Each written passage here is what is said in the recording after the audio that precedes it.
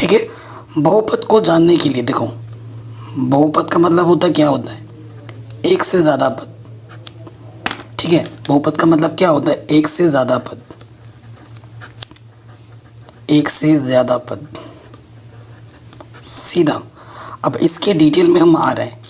ठीक है, बहुपद का मतलब होता है एक से ज़्यादा पद। ठीक, अब बहुपद के बारे में अगर आपको जानना है तो आपको दो चीज़ों के बारे में जानना पहले बहुत ज़रूरी है। एक है चर और एक है अचर। पहले चर अचर के बारे में जानते हैं, उसके बाद हम बाकी चीज़ों के बारे में जानेंगे। ठीक है, अगर चर की बात करें, जैसे हम लिखते हैं ना एक्स, वाई, जेड, टी, ये इस तरीके के जो नंबर होते हैं, यू, वी, ये सब हमारे क्या होते हैं, चर। ई, बी, ये सब हमारे चर हैं। अचर क्या होता है, जैसे कि मैंने ये लिख दिया 2 माइनस के 3, 1/2, √3, 1000, ये जो जितने भी नंबर्स होते हैं ना, वो हमारे क्या होते हैं, अचर। ठीक है, सो सबसे पहली चीज़, बहुपद को जानने के लिए हमें इन दो चीज़ों के बारे में जानना बहुत ज़रूरी है कि भाई चर क्या होता है, अचर क्या होता है।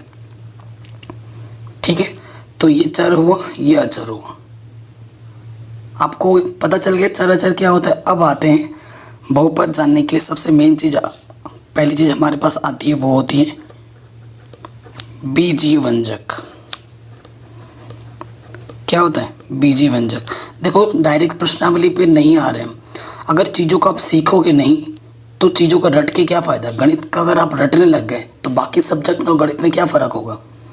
चीज़ों को हमें समझना है, रटना नहीं है, क्वेश्चन को रटना नहीं है। अगर आपका कॉन्सेप्ट स्ट्रांग हो जाएगा, आगे चल के कभी आप भी बच्चों को पढ़ाओगे, छोटे भाई बहनों को पढ़ाओगे, तो आप रट के पढ़ाओगे क्या। अगर वो आपसे क्रॉस क्वेश्चन पूछेगा तो आप तो बता नहीं पाओगे। ठीक है ना, तो सबसे पहले जानते हैं हम बीजीय व्यंजक क्या होता है। बीजीय व्यंजक के बाद ही हम बात करेंगे बहुपद की। तो देखो, बीजीय व्यंजक क्या होता है, अगर कुछ निश्चित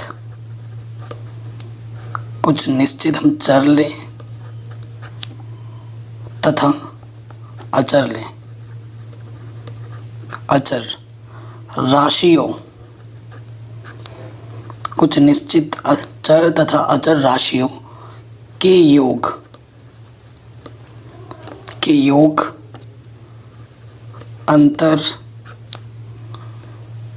गुणन, भाग इत्यादि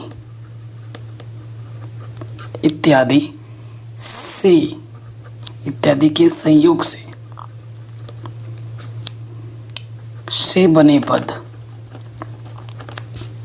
बने पद को बीजीय व्यंजक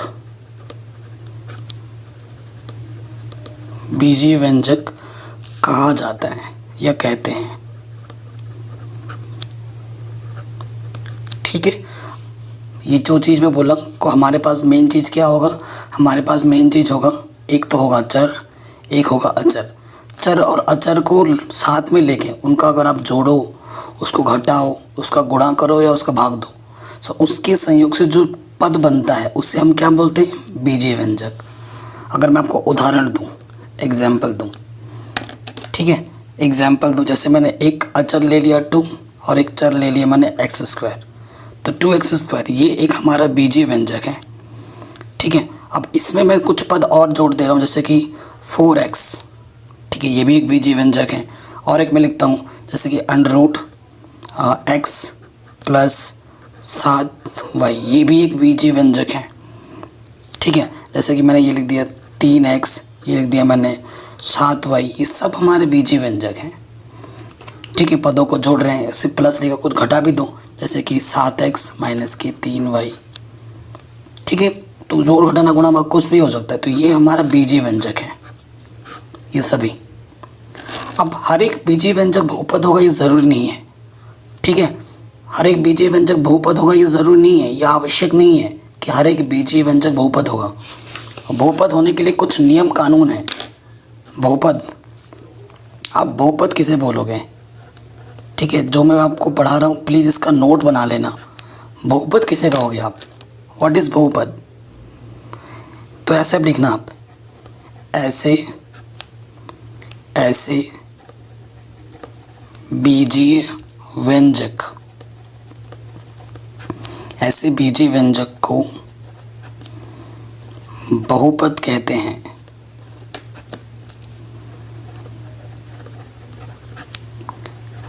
जिसमें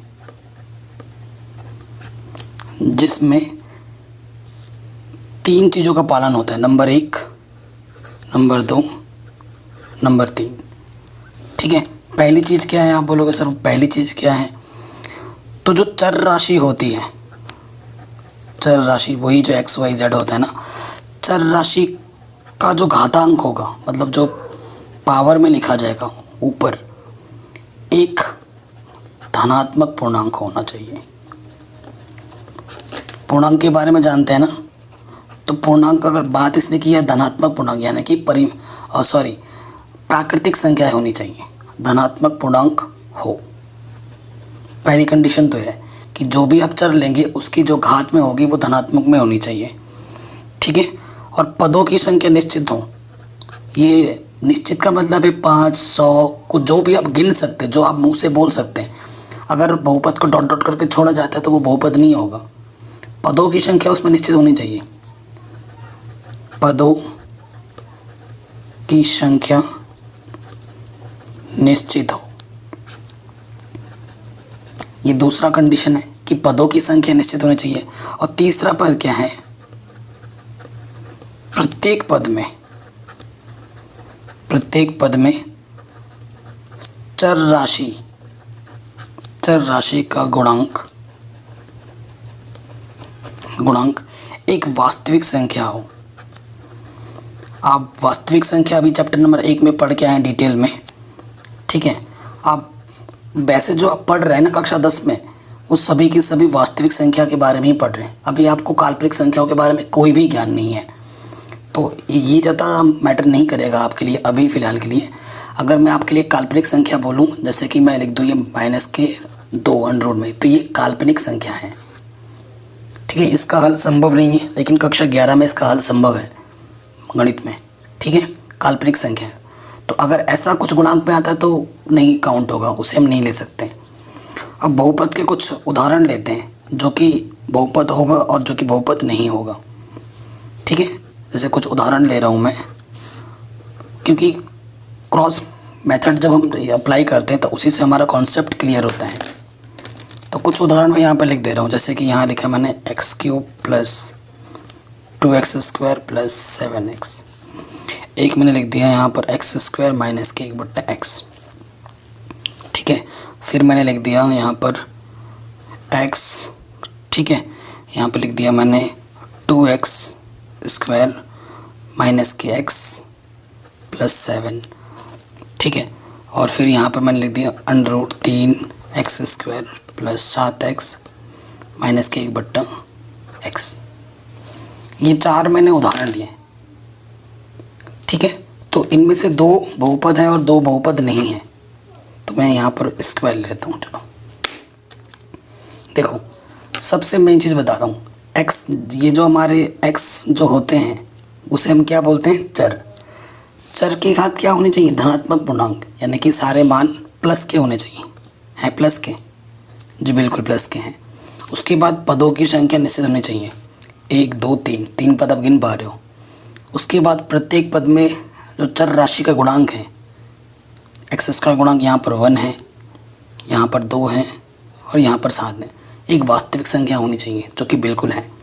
तो ये जो है तीनों कंडीशन को फुलफ़िल कर रहा है, तो ये बहुपद होगा।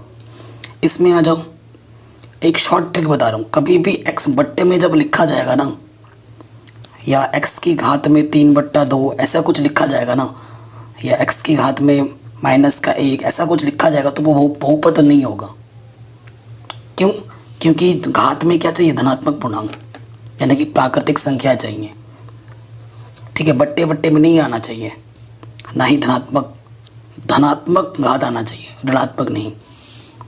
ठीक है, तो अगर बट्टे में 3/2 हो, बट्टे में हो या माइनस में हो, तो वो बहुपद नहीं होता है। 1/x यहाँ बट्टे में आ गया तो ये बहुपद नहीं होगा। x की घात 2 है, x की घात प्लस में 1 है, तो ये बहुपद है। ये देखो बट्टे में आ गया x², ये बहुपद नहीं होगा।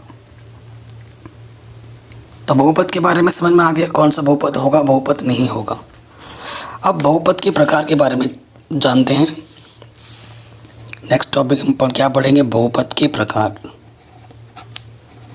ये सब है आपके पास, ये सब जानकारी बहुत ज़रूरी है, ठीक है। बहुपद के वैसे प्रकार तो अनेक होते हैं, लेकिन कुछ मैं बता देता हूँ। जैसे कि मैंने यहाँ लिख दिया एक पदी, एक पदी, फिर मैं लिख देता हूँ द्विपदी, फिर लिखता हूँ त्रिपदी। मतलब नाम से ही स्पष्ट हो जा रहा होगा आई थिंक। एक पदी का मतलब जिसमें एक ही पद हो, जैसे कि x² x, या फिर 7x, या फिर -3y, ऐसे एक पद, एक ही पद है। जब तक धन प्लस ना हो, माइनस ना हो, तो उसे एक ही पद बोला जाएगा। तो ये सभी कॉमा कॉमा लगा के लिखा है मैंने, ये सभी हमारे एक पद के हैं। द्विपद की बात करूँ तो जैसे कि मैंने लिखा x² प्लस का x, कॉमा दूसरा मैंने लिख दिया -3x² प्लस के x, या फिर 3x प्लस 7। ये सब द्विपदी हैं क्योंकि दो पद है, 1 2 1 2 1 2।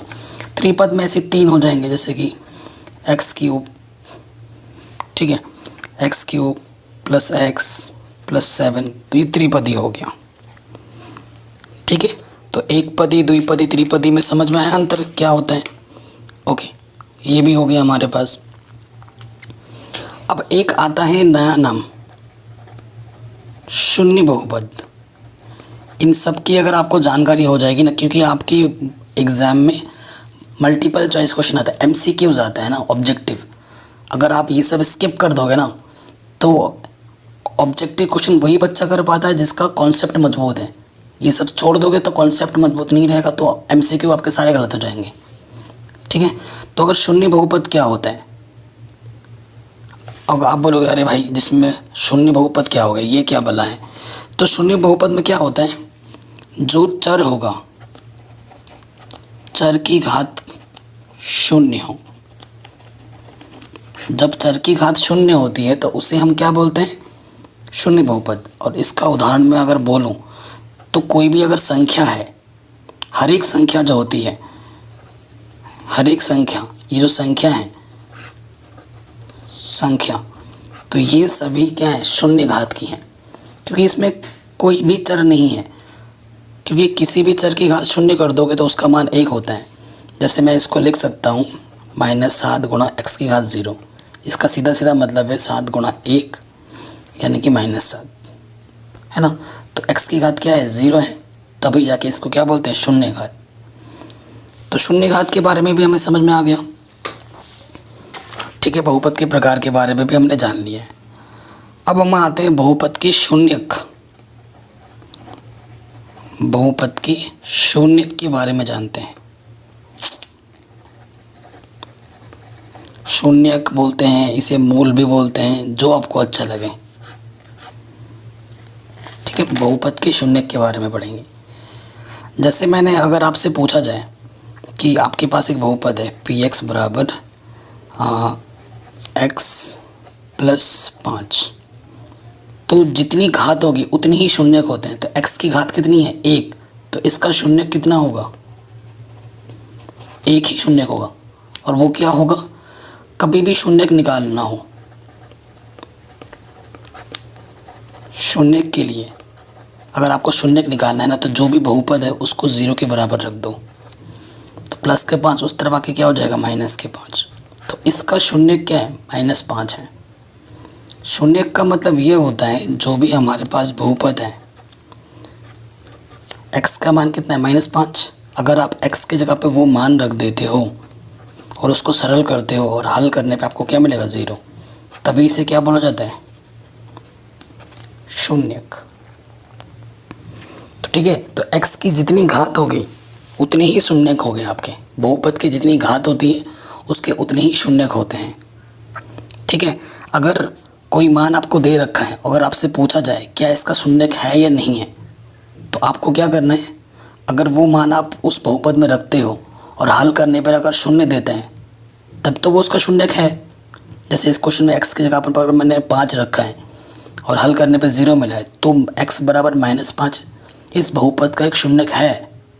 अगर मैं x की जगह कुछ और रखता, जैसे कि अगर मैं 2 रख देता तो 2 + 5 7 होता है, जो कि 0 नहीं आता, शून्य नहीं आता। तो x बराबर 2 इसका शून्यक नहीं होता। ठीक है, तो इतनी चीज़ काम की चीज़ थी, हमारे लिए बहुत ज़रूरी थी, हमने समझ लिया, हर एक चीज़ को पढ़ लिया। ठीक है, अब हम आते हैं एक इन चीज़ों के बारे में पढ़ लो कि रैखिक बहुपद क्या होता है ना। यहाँ पर आपका आ रहा है ना रैखिक बहुपद, फिर यहाँ पर है द्विघात बहुपद, त्रिघात बहुपद। तो इसको भी ज़रा देख लीजिए। रैखिक बहुपद का मतलब होता है x की अधिकतम घात कितनी होगी, 1 होगी। द्विघात बहुपद का मतलब होता है x की अधिकतम घात कितनी होगी, 2 होगी। और त्रिघात बहुपद का मतलब होता है x की अधिकतम घात कितनी होगी, 3 होगी। तो देखो रैखिक बहुपद x की अधिकतम घात कितनी है, 1 मतलब जो भी आपका चर होगा ना, यहाँ पर x था यहाँ y है, तो y की अधिकतम घात 1, x की अधिकतम घात 1, z की अधिकतम घात 1, u की अधिकतम घात 1। तो ये सब हमारे रैखिक बहुपद हैं। अब यहाँ देखो द्विघात बहुपद में y की अधिकतम घात 2, x की अधिकतम घात 2 है ना। इधर आ जाओ, u की अधिकतम घात 2, यहाँ v की अधिकतम घात 2। तो ये सभी हमारे क्या हैं, द्विघात बहुपद हैं। इसी तरीके से त्रिघात बहुपद में आ जाएंगे, x की अधिकतम घात कितनी होगी, जो भी हमारा चर होगा उसकी अधिकतम घात कितनी होगी, 3। जैसे यहाँ देखो 3, यहाँ 3, यहाँ 3, यहाँ 3, अधिकतम घात देखनी है हमें। उससे छोटा भी हो सकता है, जैसे कि देखो यहाँ पर अधिकतम 3 है, उसके छोटा x² भी है, तो हमें वरीयता सबसे बड़े वाले को दिया जाता है ना। तो रैखिक बहुपद है जिसकी अधिकतम घात 1 हो, द्विघात बहुपद जिसकी अधिकतम घात 2 हो, और त्रिघात बहुपद जिसकी अधिकतम घात 3 हो। और शून्य बहुपद तो मैं पहले ही आपको बता चुका हूँ। अब प्रश्नावली 2.1 में आते हैं, जो कि बहुत ही सरल है, बहुत ही आसान है। ठीक है, 2.1 को बताने से पहले मैं आपको